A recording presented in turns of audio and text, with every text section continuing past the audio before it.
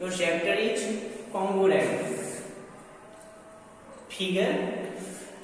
If two figures have exactly the same shape and size, they are said to be congruent. अगर हमारे पास to figure है, कोई भी picture है या फिगर है, अगर वो हर एंगल से, अगर वो उसका शेप और साइज अगर एक जैसा हो, तो उस फिगर को हम लोग कॉन्ग्रुएंट कहते हैं। सिंपल सी बात है। अगर आप लोग से पूछा जाए कि कॉन्ग्रुएंट क्या होता है, तो कॉन्ग्रुएंट एक कार्बन कॉपी होता है किसी भी ऑब्जेक्ट का। And we use the symbol equal and take a curly line. This symbol is called congruence. तो you say this symbol is congruent, and if you not be remember, if two figures have exactly the same shape and size, they are said to be congruent. So you remember in all time two duplicate copy. Two duplicate copy, it means carbon copy of same object. आप congruent का define ये भी कर सकते हैं कि to duplicate copy होता है ये किसी भी ऑब्जेक्ट का, या कार्बन कॉपी होता है। तो आप लोग देखते हैं क्या कि कार्बन कॉपी हम लोग कब कहते हैं, जब वो हर एंगल से एक जैसा हो। ठीक है, हर तरफ से जहां से भी देखे वो एक जैसा दिखता हो, तो उस फिगर को हम लोग कॉन्ग्रुएंट कहेंगे। ठीक है, आप लोग अपने डेली लाइफ में नोट यूज करते हैं। जैसे कि अभी आपके पास 10 का नोट है, तो 10 का नोट को अगर आप देखेंगे और फिर आप दूसरे 10 के नोट को देखेंगे, तो ये 10 का नोट जो होगा ये आपस में सेम शेप होगा, यानी कार्बन कॉपी होगा ये। इसमें ना तो एंगल में ना ही लेंथ में कोई भी डिफरेंस नहीं होगा। उसी तरह आप लोग कॉइन को देखते हैं कि ये अगर आपके पास 2 रुपीज का कॉइन है, तो उस कॉइन को भी आप देख सकते हैं कि अगर एक के ऊपर एक को अगर आप रखते हैं, तो वो पूर्ण रूप से कवर कर लेता है, कंप्लीटली कवर्ड कर लेता है। इट मींस ये जो कॉइन है वो एक दूसरे का कॉन्ग्रुएंट है।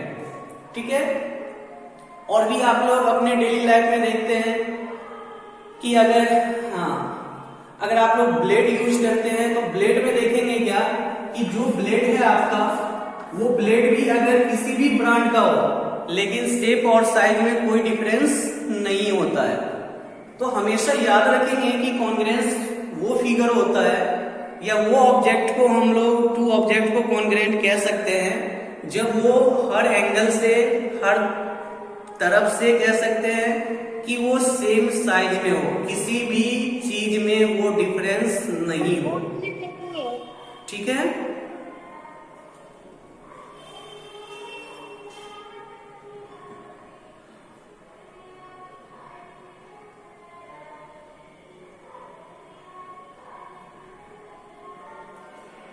so you learn what is congruent figure. If two figures have exactly the same shape and size, they are said to be congruent. And take the symbol of congruent is here. If you take the symbol, then you write equal and take a curved line on upper, and you also say the two duplicate copy, carbon copy of same object is called congruent. और एक चीज और है कि ये congruent का use कहाँ होता है। तो आजकल आईटी है, इंजीनियरिंग है, इस फील्ड में कॉन्ग्रुएंट का बहुत ही यूज होता है। एग्जांपल के लिए कि आप एक साइकिल चलाते हैं और साइकिल का अगर आपका रिम ही है, रिम जानते हैं, या स्पॉकी है, या कोई भी साइकिल का अगर पार्ट है, तो उस पार्ट में आप देखिएगा क्या कि किसी भी ब्रांड का आप लीजिए, पार्ट में कोई डिफरेंस साइज और शेप में नहीं होगा। अगर साइज और शेप में अगर कोई भी डिफरेंस होगा, तो फिर वो उसमें फिट नहीं हो पाएगा। तो आईटी और इंजीनियरिंग के लाइन में या कोई अगर आप लोग मशीनरी पार्ट बनाते हैं, तो उस मशीनरी पार्ट में क्या होता है कि हमें कोई भी ऑब्जेक्ट होगा तो उसके पार्ट को सेम साइज और शेप में बनाना होगा, और अगर हम सेम शेप और साइज में नहीं बनाते हैं तो वो पार्ट हमारा कोई काम का नहीं होगा, फिर वो हमारे मशीन में या कार में या व्हीकल्स वगैरह में वो फिट नहीं हो सकता है। तो कॉन्ग्रेंट का हमारे डेली लाइफ में बहुत ही यूज है, ये भी चीज आप लोग याद रखेंगे। आप एक सिंपल सा एग्जांपल ले लीजिए, ब्रिक्स लेते हैं आप लोग, ब्रिक्स देखते हैं क्या कि कोई भी ब्रांड का हो या कोई भी भट्ठे का हो, ईट भट्ठे का हो, वहां पर आप लोग देखते हैं क्या कि ब्रिक्स होता तो अलग अलग ब्रांड का है या कंपनी का, लेकिन साइज और शेप में वो इक्वल होता है। अगर वो साइज और शेप में अगर इक्वल नहीं होगा तो फिर मकान बनाने में प्रॉब्लम होगी। तो कॉन्ग्रेंट हमारे डेली लाइफ में बहुत ही इंपॉर्टेंट है, इस चीज को आप लोग हमेशा याद रखेंगे। और जब भी कभी अब आप लोग क्लास 8 में जाएंगे या 9th में 10th में, तो इसमें 90% क्वेश्चन ऐसे होते हैं जो कॉन्ग्रेंट से सोल्व होता है, जब भी कभी आपको प्रूव करने के लिए मिलेगा। तो इस चैप्टर को आप लोग इग्नोर नहीं कर सकते, इस चैप्टर को बहुत ही अच्छे से, क्योंकि ये आपका स्टार्टिंग पॉइंट है, यहाँ पर सीखना बहुत ही जरूरी है कि कॉन्ग्रेंट क्या होता है। तो कॉन्ग्रेंट हम टू फिगर को तब कह सकते हैं जब वो सेम साइज और शेप में हो, ठीक है। अब है क्या कि टू लाइन सेगमेंट को भी हम लोग कॉन्ग्रेंट कह सकते हैं अगर वो सेम लेंथ में हो। जैसे अगर हमारे पास में एक AB लाइन है, लाइन सेगमेंट है AB, sorry I draw a line, no, line segment है हमारे पास में AB, और ये AB हमारा एग्जांपल के लिए 5 सेंटीमीटर है। तो AB अगर हमारा 5 सेंटीमीटर है और अगर हम एक दूसरा लाइन सेगमेंट लेते हैं CD और इसका भी लेंथ अगर 5 सेंटीमीटर है, तो ये जो AB है, ये जो AB है वो आपका CD का इक्वल होगा, इट मींस कॉन्ग्रेंट होगा ये, ठीक है, हर एंगल से, क्योंकि लेंथ दोनों का क्या है, सेम है। तो यहां है क्या कि two line segment are congruent if they have same length. Two line segment को हम लोग कॉन्ग्रेंट कह सकते हैं जब क्या होगा, ये सेम लेंथ का होगा। दूसरा है कि two angles are congruent, two angles को हम लोग कॉन्ग्रेंट कह सकते हैं, तब कह सकते हैं जब उसके पास सेम मेजर हो, इट मींस मेजरमेंट सेम हो, दोनों ही एंगल जो है सेम मेजरमेंट का हो। For example you take angle A B and C, you take angle A B and C, and ABC is example for 45 degree. I draw a angle ABC equal to 45 degree, and next DEF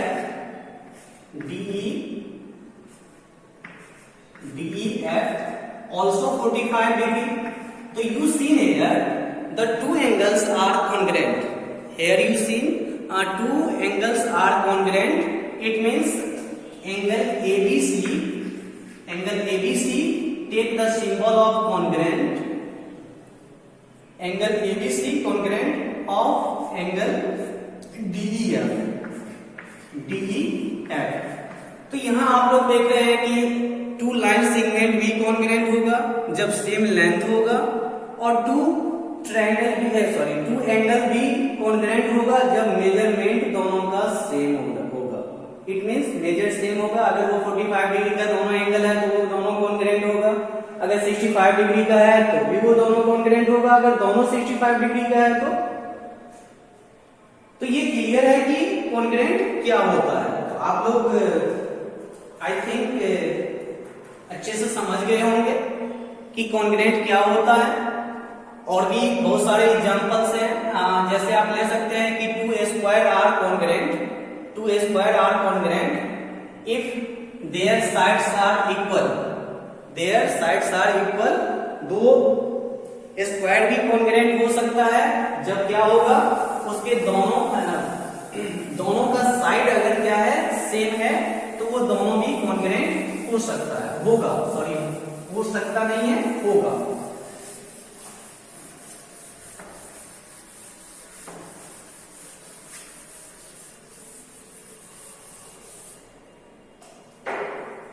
You see you have two square A, B, C and D. So A, B, C, D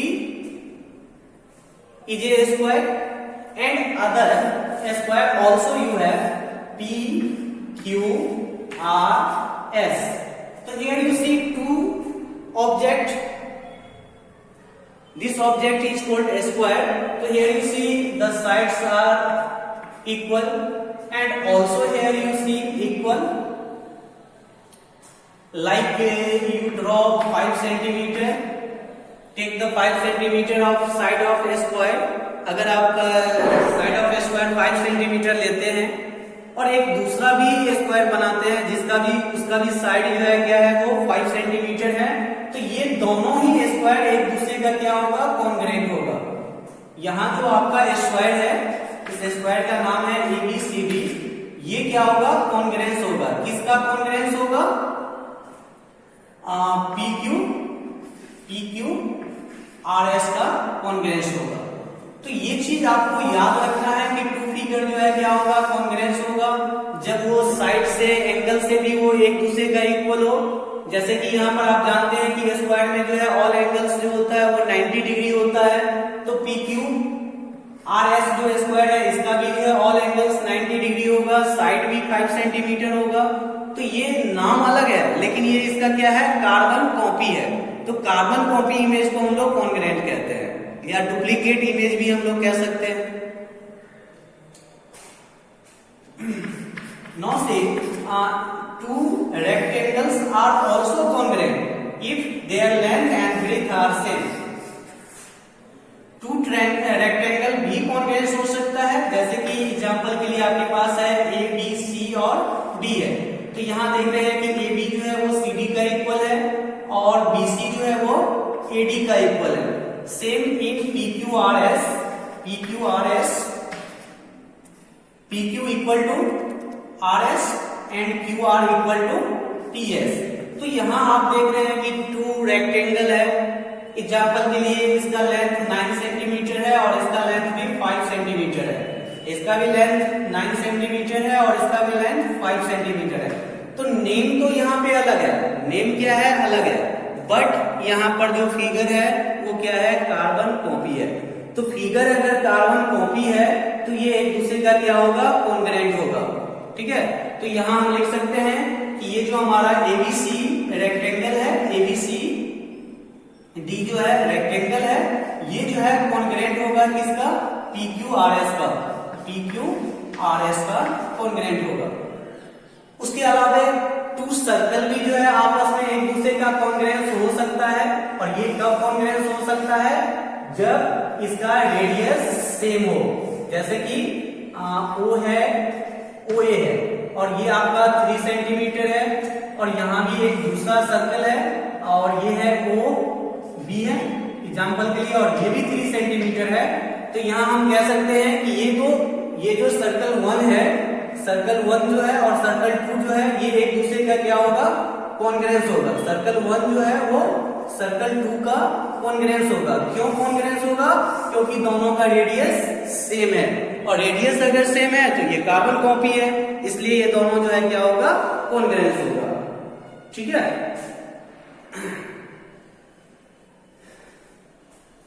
तो now comes some formula, it means rule for congruent.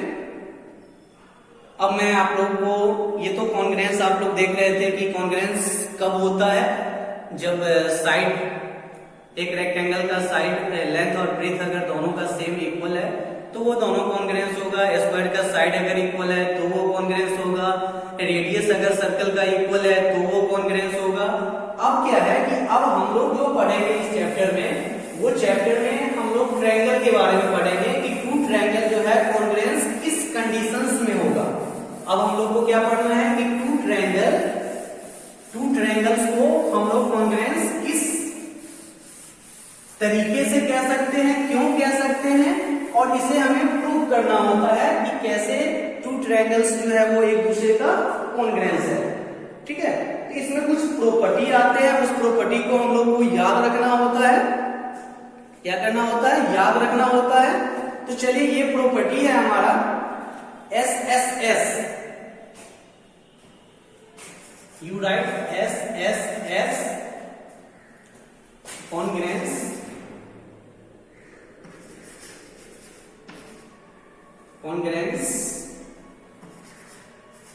conditions.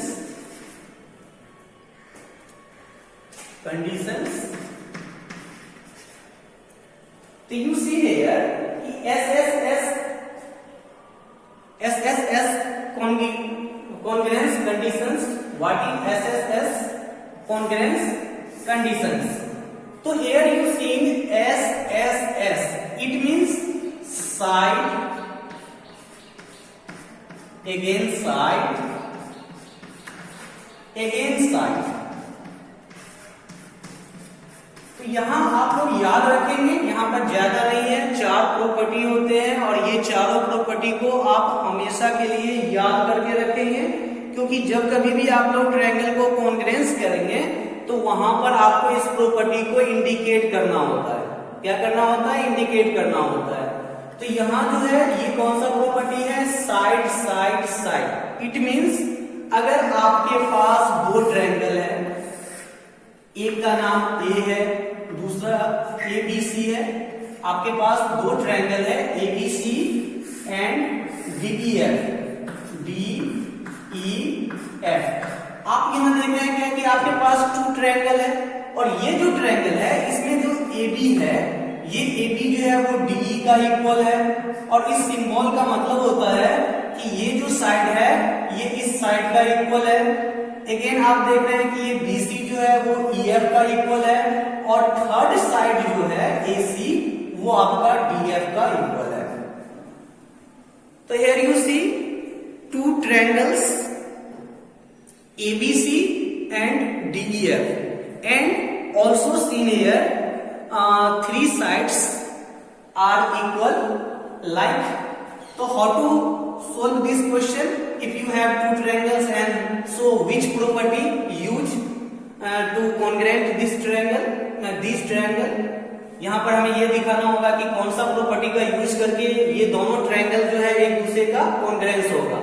देखिए ये बहुत ही important chapter है, आपको future के लिए बहुत ही use होने वाला है, इसलिए इसको इग्नोर मत कीजिए, ध्यान से सीखिए, बहुत ही इंपॉर्टेंट है कि ये साइड साइड साइड प्रॉपर्टी क्या होता है। तो साइड साइड साइड प्रॉपर्टी में क्या होता है कि ये जो फर्स्ट साइड है, पहले हम लिख लेते हैं, हमारे पास में 2 ट्रायंगल है, हमारे पास 2 ट्रायंगल है, इन ट्रायंगल ए बी सी। पहला ट्रायंगल क्या है हमारे पास? ए बी सी है और दूसरा ट्रायंगल कौन सा है? डी ई एफ है and triangle D E F. हमारे पास 2 ट्रायंगल्स है और ये ट्रायंगल्स का नाम हम पहले इंडिकेट कर लेंगे कि हमारे पास ए बी सी ट्रायंगल है और दूसरा डी ई एफ ट्रायंगल है। अब देखिए ये तो मैंने नाम लिख दिया कि ये ट्रायंगल है। अब आप यहां देखेंगे क्या कि ये जो ए बी साइड है, ये जो ए बी साइड है वो इक्वल है किसका? डी ई साइड का इक्वल है। किसका इक्वल है? डी ई साइड का इक्वल है। और ये गिवन साइड है, क्या है? ये गिवन साइड है, यानी इस क्वेश्चन में हमारा साइड ये दिया हुआ है कि AB जो है वो DE का इक्वल है। क्या दिया हुआ है कि AB जो है वो DE का इक्वल है। यहां देखिए सिंपल दिया हुआ है कि AB जो है वो DE का इक्वल है। दूसरा पॉइंट हमें ये दिया हुआ है कि ये जो BC है, ये BC जो है वो आपका EF का इक्वल है। ये दूसरा साइड भी दिया हुआ है, इसलिए हम यहां लिख लेंगे गिवन साइड, यानी ये भी साइड हमको दिया हुआ है, हमारे क्वेश्चन में इंडिकेट किया हुआ है। और नेक्स्ट है हमारा AC, और ये AC साइड जो है वो DF का इक्वल है और ये भी given in question given side. तो आप यहां देख रहे हैं क्या कि ये जो 2 ट्रायंगल है इसमें साइड AB जो है वो DE का इक्वल है, BC जो है वो EF का इक्वल है एंड AC जो है वो DF का इक्वल है। तो AC DF का इक्वल है, तो आप यहाँ कौन सा प्रॉपर्टी देख रहे हैं? पहला भी साइड है, दूसरा भी साइड है और तीसरा भी साइड है। तो ये जो ट्रायंगल कॉन्ग्रुएंस होगा, ट्रायंगल ABC सी जो है वो कॉन्ग्रेंस होगा किसका, ट्रायंगल डीईएफ का कॉन्ग्रेंस होगा। और किस प्रॉपर्टी से होगा, तो you right here from S, यानी साइड से ये दोनों ट्रायंगल कॉन्ग्रेंस है। ठीक है, ये चीज आप लोग हमेशा के लिए याद रखेंगे कि जब कभी भी दो ट्रायंगल दिया रहेगा और उसका तीन साइड अगर एक दूसरे का इक्वल दिया हुआ है, तो आपसे क्वेश्चन पूछता है कि किस प्रॉपर्टी से कॉन्ग्रेंस होगा। तो ये कौन सा प्रॉपर्टी से कॉन्ग्रेंस होगा, side. It means side congruence conditions यहाँ पे अप्लाई हो रहा है कि दोनों ट्रायंगल का साइड जो है वो इक्वल है। तो यहाँ ये आपका प्रॉपर्टी फर्स्ट हो गया, आप लोग इसको नोट कर लेंगे, बहुत टाइम्स इसको बनाएंगे और सीखेंगे। ठीक है, तो ये आपका कौन सा प्रॉपर्टी था, फर्स्ट प्रॉपर्टी था। अब हम लोग सेकेंड प्रॉपर्टी में चलते हैं। यहां पर हम एक चेंज कर देते हैं और ये चेंजिंग क्या कर देते हैं, साइड एंगल और साइड ले लेते हैं। तो यहां भी हम एंगल इंडिकेट कर लें, एंगल, तो साइड एंगल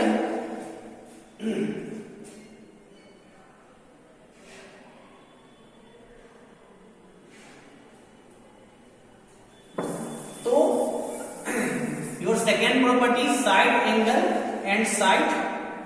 तो seen here, first you have to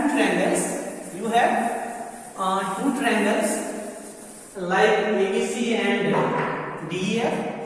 You have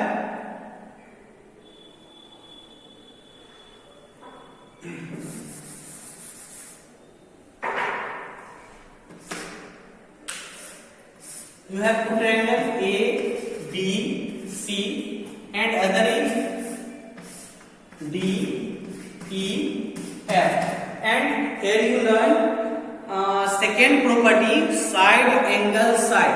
हम दो ट्रायंगल को कॉन्ग्रेंस कह सकते हैं जब उसका दो साइड और एक एंगल इक्वल होगा।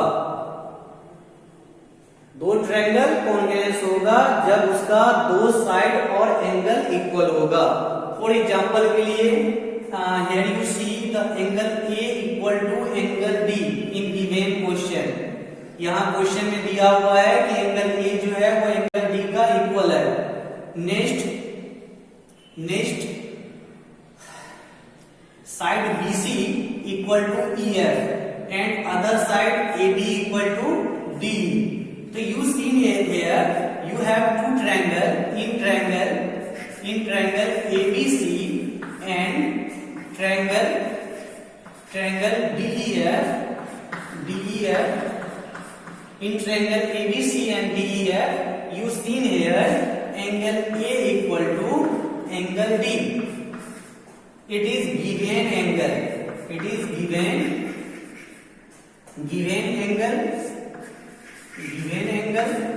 Next you have BC. Next you have AB equal to side AB equal to DE. Given side and other BC equal to side BC equal to EF. It is also given side. So you see here you have three, first angle, side, angle. So this property is called side angle side. This property is called side angle side because you see here two sides and one angle. तो दो triangle congruence होगा जब उसका दो side और एक angle क्या होगा, इक्वल होगा। तो here you write triangle ABC congruence of triangle DEF. Which conditions? तो from SAS conditions. Which conditions? SAS conditions. तो यहाँ आप ये बता सकते हैं कि ये दोनों ट्रायंगल कॉन्ग्रेंस है और किस कंडीशन से कॉन्ग्रेंस है। तो तो साइड एंगल साइड से, और ये हमारा प्रॉपर्टी सेकेंड हो जाएगा। तो पहला प्रॉपर्टी हम लोगों ने सीखा साइड साइड साइड, दूसरा प्रॉपर्टी हमने सीखा साइड एंगल साइड, और थर्ड प्रॉपर्टी में हम लोग आते हैं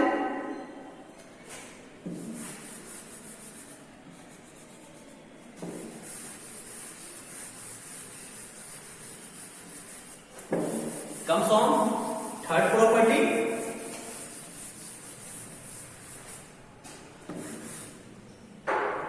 in third property side you seen here angle side angle, angle side angle,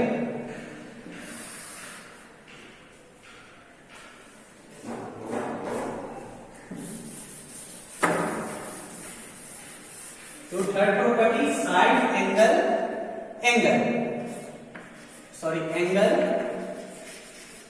side angle. तो seen in this conditions you have two triangles, name is ABC and other DEF. You take any name, आप यहाँ कोई भी नाम ले सकते हैं, MNO ले सकते हैं, PQR ले सकते हैं, ठीक है, कोई भी नाम आपके क्वेश्चन में हो सकता है। तो angle side angle it means angle A equal to angle B, angle B equal to angle E, and एक other side like AC equal to DF। तो you see in this triangle, in triangle ABC and triangle DEF, you see in triangle ABC and triangle DEF, you see angle A equal to angle D. First given angle,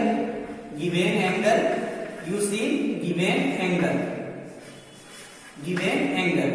Now again you see angle B equal to angle E. It is also given angle, and third is AC, side AC is equal to side DF. So it is given side. तो यहाँ आप देख रहे हैं कि two angles है, angle है आपके पास, क्या है, दो एंगल है और एक साइड है। तो दो एंगल और एक साइड है, तो ये कौन सा प्रॉपर्टी हो जाएगा, एंगल साइड एंगल। कौन सा प्रॉपर्टी हो जाएगा, एंगल साइड एंगल। तो आप यहाँ लिखेंगे कि ट्रायंगल ABC जो है वो कॉन्ग्रुएंस है, किस ट्रायंगल का, ट्रायंगल DEF का कॉन्ग्रुएंस है, और ये DEF का कॉन्ग्रुएंस है। लेकिन now you see third property, your third property is but I give the example, note you taken angle, it is not be taken। कभी भी तीन एंगल अगर किसी भी ट्रायंगल का थ्री एंगल्स अगर इक्वल होगा, तो थ्री एंगल्स अगर इक्वल होगा तो वो कभी भी कॉन्ग्रुएंस नहीं होगा। इस बात को आप लोग याद रखेंगे। एग्जाम्पल के लिए आप यहाँ पर ट्रायंगल बना रहे हैं, कौन सा ट्रायंगल बना रहे हैं, एग्जाम्पल के लिए ABC बना रहे हैं, और ये आपका क्या है, 60 डिग्री है, ये भी 60 डिग्री है, और ये भी 60 डिग्री है। और दूसरा ट्रायंगल आप बना रहे हैं, DEF बना रहे हैं, DEF ट्रायंगल बना रहे हैं, और ये भी क्या है आपका 60 डिग्री है, ये भी 60 डिग्री है, और ये एंगल भी 60 डिग्री है। तो ये एंगल तो इक्वल है, एंगल क्या है, इक्वल है, बट कोई भी एक साइड इक्वल नहीं दिया हुआ है। तो इस कंडीशंस में ये ट्रायंगल कॉन्ग्रुएंस नहीं होगा। ये चीज आप लोग हमेशा याद रखेंगे कि कभी भी एंगल से दो ट्रायंगल कॉन्ग्रुएंस नहीं होता है। ओके, तो I stop in only 3 property, and next class you learn RHS property